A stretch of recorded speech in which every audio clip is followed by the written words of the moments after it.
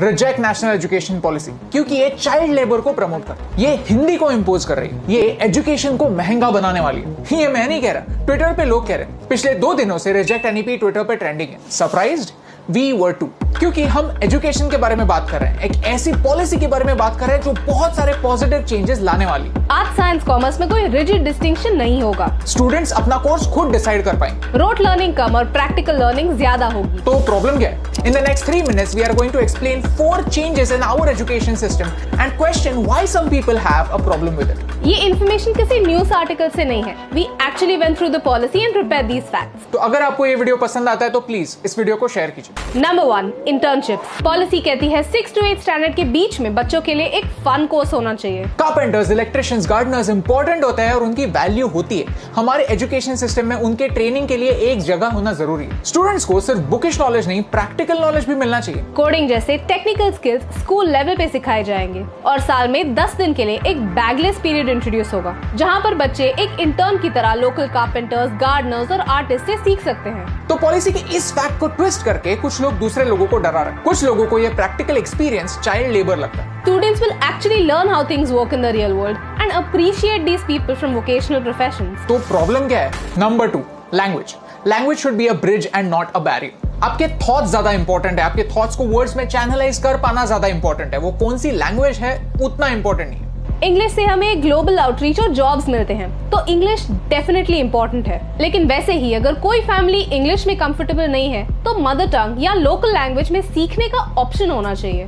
Policy कहती है कि बच्चे की बोलने की लैंग्वेज और सीखने की लैंग्वेज, इन दोनों में जो गैप है वो गैप कम होनी चाहिए। एटलीस्ट 5th स्टैंडर्ड तक मदर टंग में या लोकल लैंग्वेज में सीखने की फैसिलिटी होनी चाहिए। लेकिन कुछ लोगों को लगता है कि इस देश में हिंदी कंपलसरी होने वाली है, सैफ्रनाइजेशन होने वाला है। तो फैक्ट ये है कि इस 65 पेज के डॉक्यूमेंट में हिंदी ये वर्ड सिर्फ एक बार आता है, और वो भी as an example, not as a medium of teaching.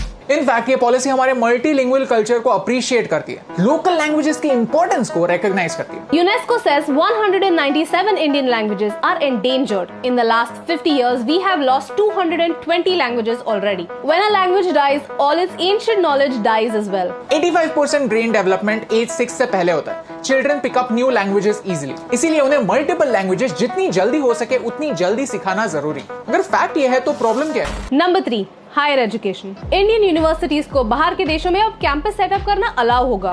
Plus world के टॉप 100 यूनिवर्सिटीज अब उनका कैंपस भारत में सेटअप कर सकते हैं। टॉप 100 में से भी कुछ ही यूनिवर्सिटी सिलेक्ट होंगी जिन्हें यह परमिशन मिलेगी। इनके बारे में प्रॉपर लॉज बनेंगे और फिर क्या अलाउ होगा और क्या नहीं तभी डिसाइड होगा। भारत से अराउंड 7.5 लाख स्टूडेंट्स हर साल फॉरेन कंट्रीज में एजुकेशन के लिए जाते हैं। वो हायर एजुकेशन रेप्यूटेड यूनिवर्सिटी से लेना पसंद करते हैं और इसकी वजह से भारत में ब्रेन ड्रेन होता है। हमारे बेस्ट स्टूडेंट्स ज्यादा पैसे देकर फॉरेन यूनिवर्सिटीज में जाकर पढ़ते हैं और इंडिया में से टैलेंट कम होता है। ये फैक्ट है और पॉलिसी इसे एक्सेप्ट करती है और इस पर एक्शन लेना चाहती है। लेकिन कुछ लोगों को लगता है कि इसकी वजह से एजुकेशन अनअफोर्डेबल हो जाएगा। In fact, to avoid commercialization of education, the policy talks about setting fee limits for different courses. Foreign university से एजुकेशन लेना एक ऑप्शन होता है, कंपल्शन नहीं। हर सेक्टर में एक हेल्दी कंपटीशन होना हम कंज्यूमर्स के लिए बेटर होता है, ये एक प्रूवन फॉर्मूला है। तो प्रॉब्लम क्या है? Number 4, multiple exit options. आज अगर आप किसी वजह से कॉलेज में डिग्री लेने से पहले ही क्विट कर देते हैं, ड्रॉप आउट कर देते हैं, तो आपको एक फेलियर माना जाता है। But not any more, because you have multiple exit options. If you can't complete your course and drop out after 1 year, आपको एक सर्टिफिकेट मिलता है। 2 साल के बाद ड्रॉप आउट करने पर डिप्लोमा। और इसका रीजन ये नहीं कि ड्रॉप आउट्स एनकरेज हो, इसका रीजन ये है कि आज अगर आपकी रिस्पॉन्सिबिलिटीज की वजह से आप आपका पूरा कोर्स कंप्लीट नहीं कर सके, तो आपने जितना कोर्स कंप्लीट किया है उसका क्रेडिट आपको मिले। इसके लिए एक एकेडमिक बैंक ऑफ क्रेडिट्स होगा, तो आप आपके कोर्स को 1 गो में नहीं, पार्ट्स में भी कर सकते हैं। तो प्रॉब्लम क्या है? प्रॉब्लम यही है कि पॉलिसी क्या है, इससे ज्यादा वो पॉलिसी किसने लाई है, उसका क्रेडिट किसे मिलने वाला है, इस चीज पर इंडिया में ज्यादा फोकस होता है। फिर अपने पॉलिटिकल एजेंडास को आगे करने के लिए ऐसे हैशटैग्स ट्रेंड होते हैं और फिर जिन लोगों को ऐसी पॉलिसीज के बारे में नॉलेज नहीं है उन्हें मिसगाइड करते हैं। ये भारत के फ्यूचर के लिए, हमारी प्रोग्रेस के लिए काफी डेंजरस है। ये पॉलिसी स्टूडेंट्स को फ्रीडम देती है, अपनी डेस्टिनी खुद चूज करने का मौका देती है। ये पॉलिसी परफेक्ट नहीं है, इसमें जो फ्लॉज है उस पर कैसे काम कर सकते हैं, उनको कैसे इंप्रूव कर सकते हैं, इन पर डिस्कशन होना जरूरी है। इम्प्लीमेंटेशन कैसे होगी, इस पर डिस्कशन और डिबेट्स होने चाहिए। प्रेजेंट एजुकेशन के फ्लॉज को एनईपी के विजन तक कैसे ले जाना है, इस पर बात होनी चाहिए। लेकिन अगर हाईवे पर गड्ढा है तो गड्ढे को रिपेयर करते हैं, हाईवे को डिस्ट्रॉय नहीं करना। तो हम क्या कर सकते हैं? We always believe, criticize, but first analyze. तो हम पर विश्वास मत कीजिए, इस पॉलिसी को खुद पढ़िए